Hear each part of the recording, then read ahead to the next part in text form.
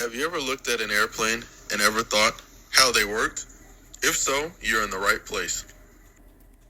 Humans have longed to fly as early as 400 BC, but the most significant flight was the Wright brothers, turning areas of failure into timeless success. So, how did they achieve where others failed? First, let's go to Daniel Bernoulli, a legacy mathematician who took a special interest in fluids. Daniel wondered about energy transfer and how it translated to fluids. In his research, Bernoulli discovered that a fluid with high velocity has a lower pressure than a fluid with low velocity.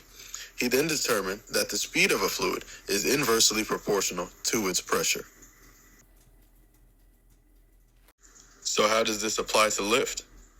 When wind hits the front of the wing on a plane, wind passes over the top with a high velocity, creating a low pressure zone, while air passing on the bottom is slower, creating more pressure and force to lift the plane. This phenomenon can easily be observed in a wind tunnel, which passes laminar airflow over an airfoil.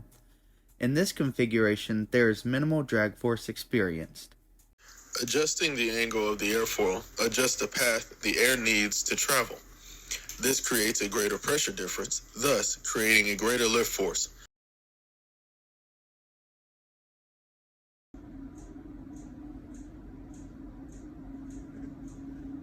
In the wind tunnel, we can observe again the effects that changing the angle that the forward edge of the airfoil changes the way the air acts around it. These changes greatly affect the motion of the plane, such as pulling up or diving. It is because of this greater lift force that allows planes to change altitude mid-air. However, these changes come at a price, with another force that is produced with larger angles of attack. Drag is the opposing force that stabilizes the plane.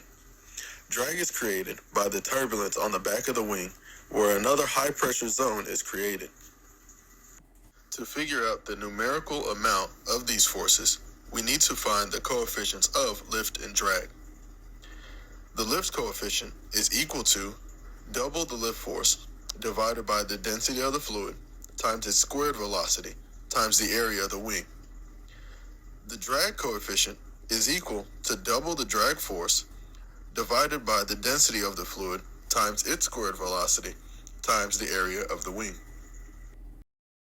Now let's use these principles to conduct an experiment. To begin, we created two paper airplanes, one with a large surface area and one with a smaller area.